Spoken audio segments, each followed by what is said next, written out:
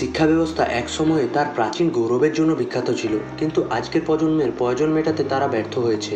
ভারতের বিশ্বের অন্যতম বড় শিক্ষা নেটওয়ার্ক থাকলেও মূল ফোকাস থাকে মুখস্থবিদ্যা ও পরীক্ষার ওপর, বাস্তব জ্ঞান বা সৌজন্যশীলতার উপর নয়। ছাত্রছাত্রীদের বই মুখস্থ করতে চাপ দেওয়া হয় শুধু ভালো নাম্বার পাওয়ার জন্য, কিন্তু তাদের মধ্যে প্রকৃত বোঝাপড়া বা সমস্যা সমাধানের দক্ষতা গড়ে ওঠে না। আমাদের সিস্টেম প্রতিযোগিতা শেখায়, সহযোগিতা নয়।